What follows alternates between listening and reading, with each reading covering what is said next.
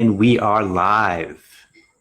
Welcome everybody to the here and now. Welcome to this moment. Welcome to the magic and miraculousness of life itself, which is always happening right now and never happening anywhere else but right here and now. This is the Piergrossi podcast, and that's me. I'm delighted to be with you. It's an honor. I'm so grateful, so appreciative. When you're entering, you can share where you're from. We have people joining us from all around the world. Darlene and Mel. It looks like you're from Canada. Yeah, Mel. Smokey, Guardian. Hey, everybody. It's so much more fun when you're here joining us. You can actually share this if you're on Facebook. We're on Facebook Live. We're on Instagram Live. We're archived wherever you get your podcast. Minnesota, Asheville. All right, we're in the same hometown. We have some events coming up in Asheville. I'll be telling you about those shortly. I got some really exciting stuff to share with you. It's been quite an amazing week. I'm going to share with you a couple stories from the week, a couple major revelations. Been talking a lot about recognizing who we really are and realizing who we really are. Now we're going to go into this other component that is really the most fascinating component of life itself. The other part is, I think a lot of people find it sort of boring to talk about or uninteresting to talk about nothing, emptiness, the void. It's the most essential element, but it's not necessarily the most interesting for many people I find it interesting, but for many people to talk about. But we're going to get into today. I'll be very surprised if everyone doesn't find it quite interesting, because it gets to the heart of the exploration of how we're seeing what we're seeing, why we're seeing what we're seeing. Can we change what we're perceiving? Can we change what we're manifesting? Gets to the root of the matter, the heart of the matter. And I don't think anyone on the planet has this part totally understood, or will we ever have it? There's a mystery to it. There's a magic to it. And we're kind of waking up to the reality of it as we speak, right? In these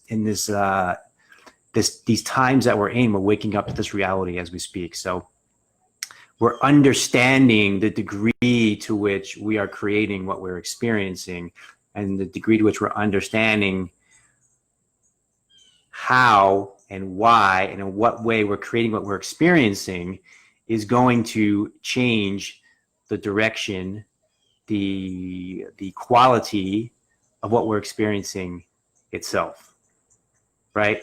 In other words, if you start to realize you are the creator of the story that you're experiencing, then there's the potential to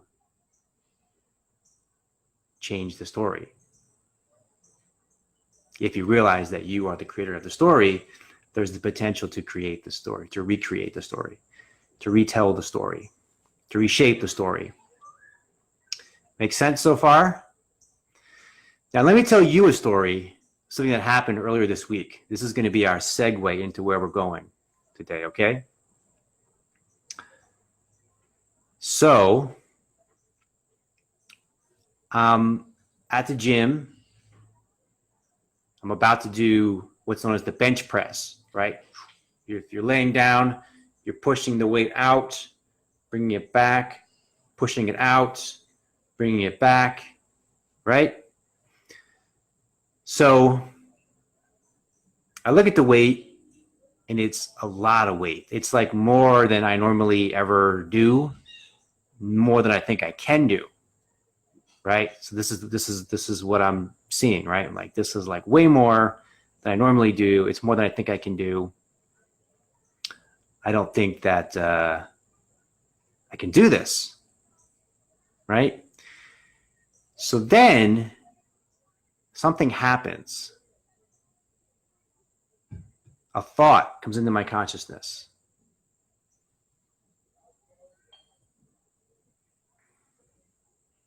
The thought is,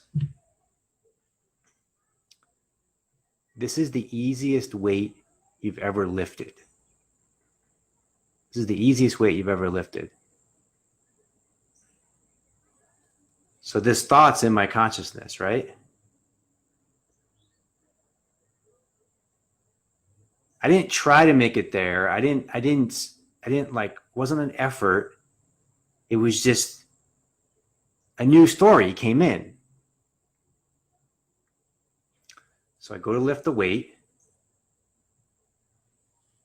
And guess what? It's easy. Now, what exactly happened, right? This has implications for all kinds of things that we're experiencing throughout our life, right? So I've been getting to this guy, Darren Brown. Do you guys know this guy, Darren Brown? He's from the UK, and he does these shows. So simultaneously with this event, I'm watching, we're plugging into Darren Brown. Let me put the name. I'll put the name in Facebook. DERRENBROWN. So Darren Brown, what does he do? How do you explain it? It's actually almost completely synergistic with what I do.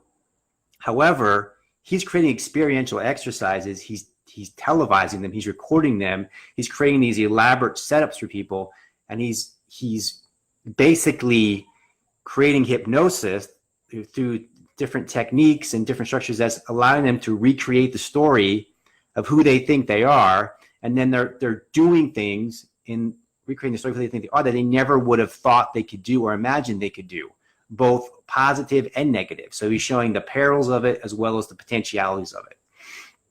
So, and what he's discovering is the same thing that I've discovered, and I'm discovering the same thing that I'm about to share with you, which is this whole universe is not made of atoms, it's made of stories.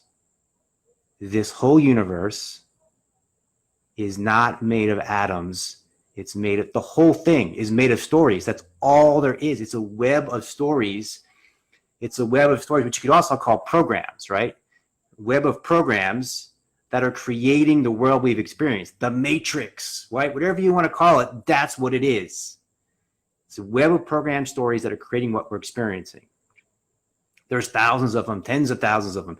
And all of those programming, all that programming, which is largely unconscious, unconsciously conditioned, is creating what we're experiencing. However, what if we start to become conscious of our stories? Now, what if we start to become aware of our stories? What if we start to notice the story and realize it as a story and recognize it as a story? Then there is the potential to change the story, to reframe the story, to create a new story.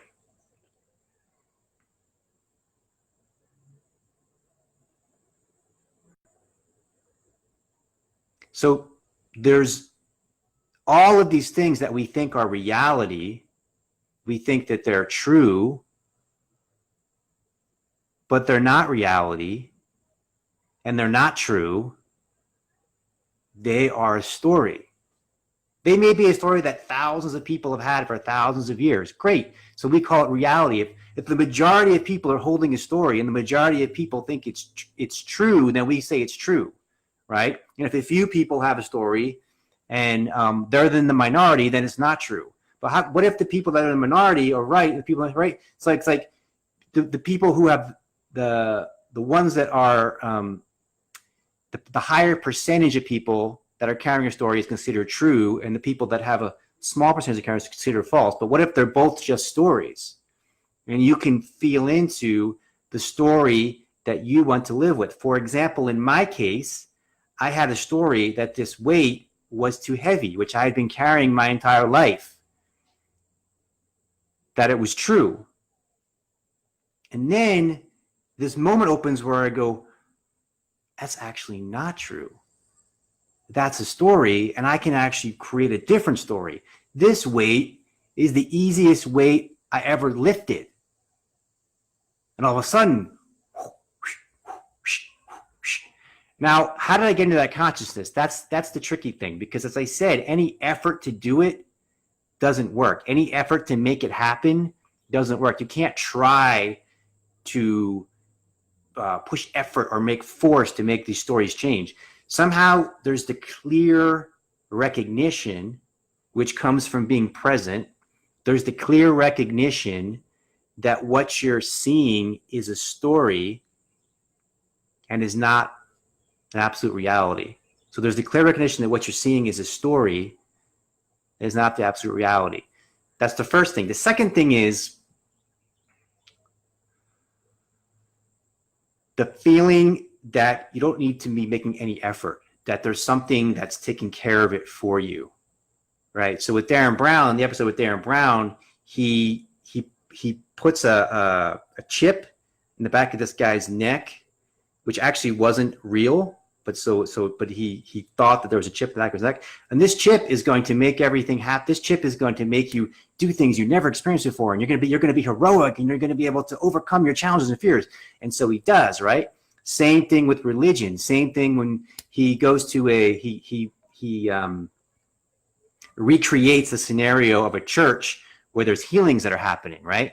And he says the foundation is absolutely true. If you believe in God wholly, 100%, if you believe in Jesus Christ, then you will be healed, right? Because you believe there's an outside force that's doing something for you. You don't have to make the effort. You don't have to make the struggle. You don't have to use your own personal will. It's not you against the universe. The universe is for you.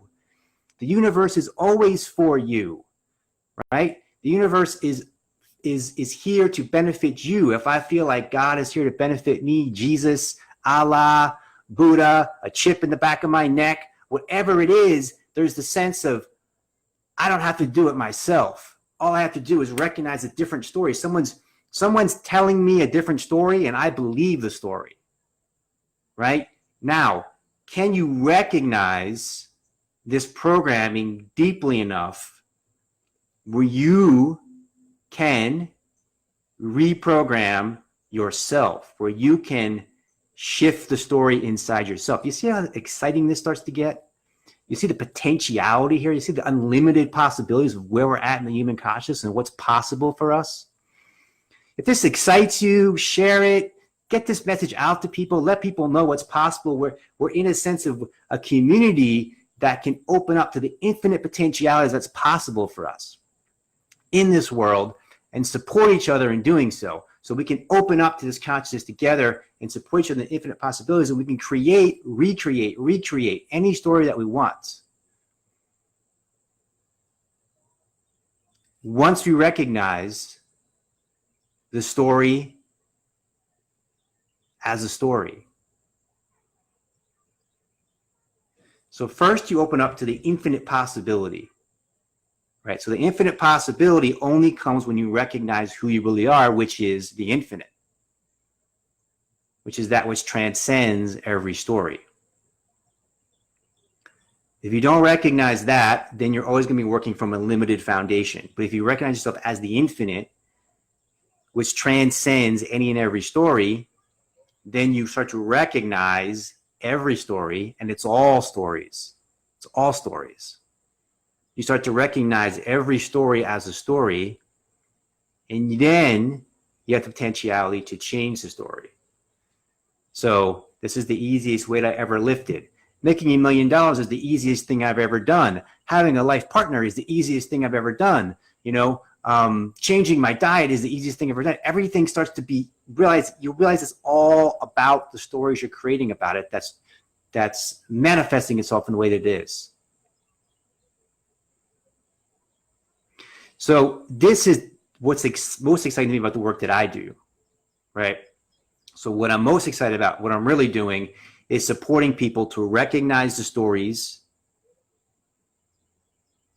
that they're unconsciously running, to make them conscious, and then to change the story. It's not easy to recognize these stories, right? Because we've been running them for so long. A lot of them are collective. They're deeply embedded in our collective consciousness, right? I would say they're all in the collective consciousness, but some more firmly than others. So The key is through being present, through being aware, and often through having the support of someone to ask the right questions, point you in the right direction inside yourself. You become aware of the story. And then you're able to change the story when you recognize it as a story. But we're in a paradigm right now with our friends, the scientists, who they want you to think that everything is true, everything is real. This is a scientific fact. This is blah, blah, blah, blah, blah, blah. It's not. We're placing ourselves in a box unnecessarily. There's no objective reality that isn't shifted through the shift of a story. There's no objective reality, period. First of all, there is no objective reality. And then there's no objective reality that isn't shifted through the shifting of the story, because what you're perceiving is based upon the story, the programming that's here. So you change the story, you change the program, and what you're perceiving changes. And this goes as deep as you want it to go. Like, this is a rabbit hole that, like, you're not going to come out of. Like, this goes, there's no bottom to this. So this is really subtle, like, oh, you know, I can lift a little bit more weight than I thought I could. Or like, I'm looking at there's a window behind me, right? And I'm looking at these trees, right? Is it really trees? It's only trees because I'm programmed to perceive it as trees. I could be seeing, you know, something totally different if I had a different story inside my conscious. So this is why people do these psychedelics and LSD and all these things so they can realize this truth. But you don't need to do anything to realize this truth. The truth is just the truth. Like, all you need to do is just pay attention. Just look really closely. You don't need ayahuasca. You don't need LSD. You can. It can be supportive. It can be helpful, but it's not necessary. What's necessary is to pay attention. Look. Open up, notice, be present, be here now. Ram Dass said, be here now. I talked about Ram Dass last week, right? By the way, this is going to be a Friday thing. We'll be doing this every Friday. So sit back, relax, enjoy, have fun. This is going to be like a week reflection of the week sort of thing. So Ram Dass said, be here now. Ram Dass started out exploring LSD, exploring getting into psychedelics. Ram Dass then went to India. Ram Dass got into meditation. Ram Dass started paying attention to his mind. Ram Dass said, if you follow meditation, if you pay attention to the workings of the mind, which is what the Buddha said as well, if you pay attention to the way your consciousness moves, you don't need any external source. And the benefits will be foundational and grounding, because you're not needing something from the outside, right? You're recognizing the truth of who you really are, and you're recognizing the truth of the way consciousness works. And when you recognize the truth of the way consciousness works, you recognize the truth of the way the universe works, because the universe is consciousness. That's all. It seems like there's distance, and there's time, and there's space, and there's things over here, and I'm over here, and you're over there, and how do I get from here to there, and how do we create the bridge, and how do I make this happen and that happen, and this person's so far away, and that person doesn't like me, and that person, all of that is just in the consciousness. It seems like there's like a material world, but there is no material world. It's just like when you're dreaming. When you're dreaming, it seems like there's a material world. But there is no material world, which is why my friend of mine says, he has these stickers that say, remember you are dreaming, which I love. Remember you are dreaming. Just remember you are dreaming. So when you're sleeping at night, everything seems so real. It seems like there's like material world, and there's a person there and different things there, right? And then you wake up and you go, well, that's just a dream. Well, so is this. It's exactly the same. Remember, you are dreaming. And then there's the potential for lucid dreaming. There's potential for lucid dreaming. Lucid dreaming is waking up in the dream. And if you wake up in the dream and you recognize and realize you are dreaming, then there's the potential to create whatever wants to be created, right? I see there's some kind of like flashing light, some kind of strobe light effect on Facebook. We're just going to be with that. And everything passes in time. Most important is what you're hearing here, not what you're seeing.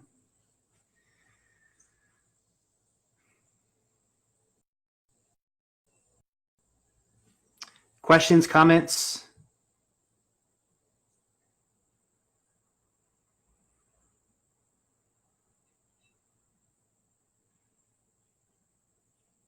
My man John, my friend John Stringer.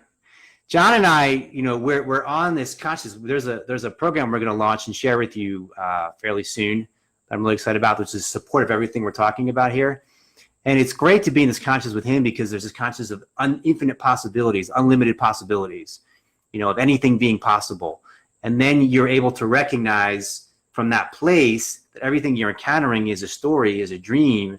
And you're able to just dream and create whatever you want. And we're inviting you to join us into that place together, join us in that conscious together. You know, the more of us that we have to play with and explore with, the more fun it is.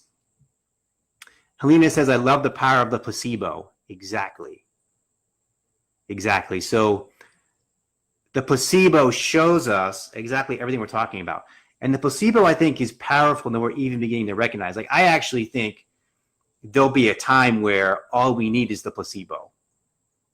Like, I think that what the drugs and things we're taking, it's hard for me to like articulate it, but it's like a placebo that's been conditioned over so many thousands of years that we take that as, oh, this is good for me. You know, so it actually does, basically things become what we think they are over a period of time.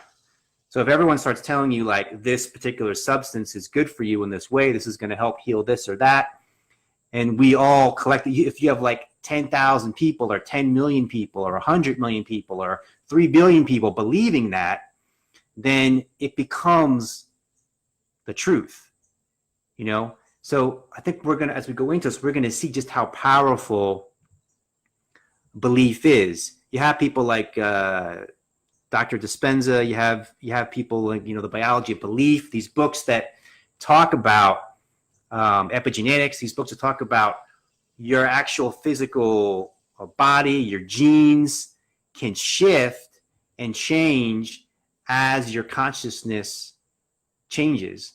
And like how, it's actually like more of a question of how could it not? Like, how could what you're seeing in the material world not be affected by what you're thinking, what you're believing? Because that's the filter through which you're seeing the world through. So the filter through which you're seeing the world through would obviously become what you see, right? This is logical. This is sensible. This is common sense.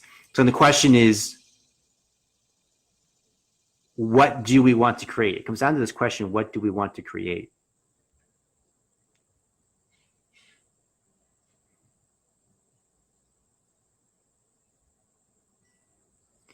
Looking at some of your comments. Feel free to ask questions on Instagram or Facebook. I've got a few more minutes with you. Nothing will ever be the truth, right? Says Robin. There is one truth, which is the truth of who we are, which is the infinite essence of who we are. So that's the unchanging. So the way I like to look at what is truth is that which is unchanging. That which is unchanging is true. That which is unchanging is the absolute truth.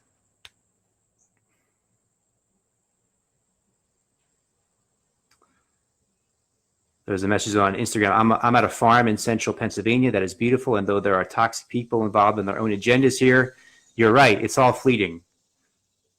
And others' consciousness trying to sway the balance. I'm familiar with central Pennsylvania. I grew up in outside of Reading. Yes, 100% true. Thanks for sharing.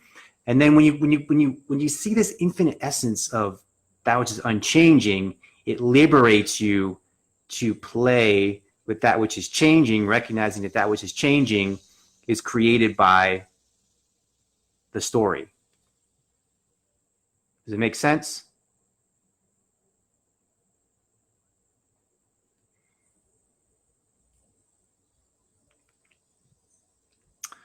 So let me tell you a couple ways to plug in deeper and explore this deeper, and I'll go back to the stories in just a moment.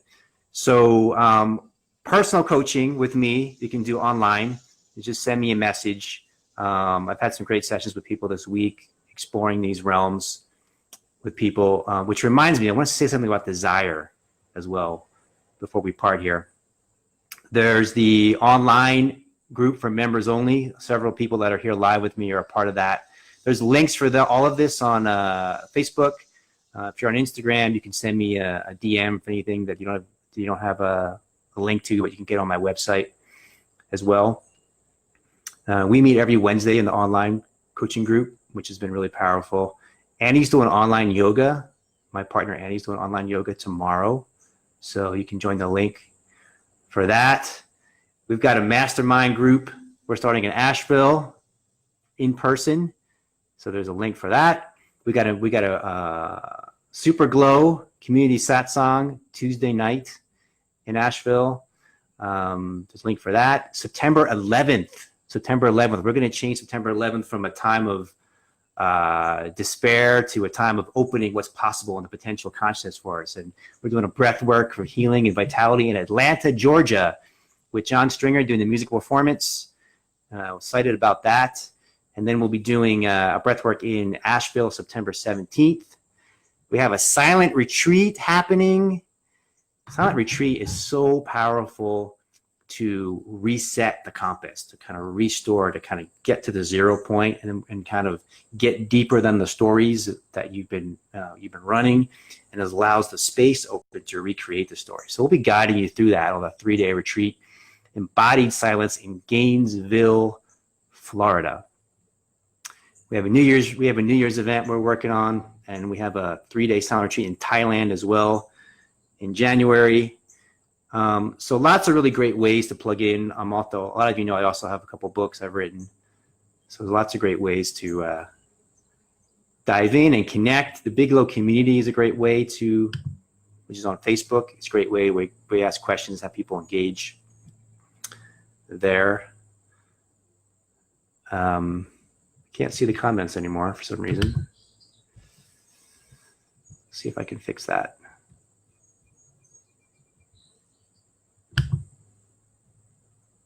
Nope. Can't see the comments. So I guess it's just, we're all one, you know. I can just intuitively, telepathically tune in to the consciousness that's here and present.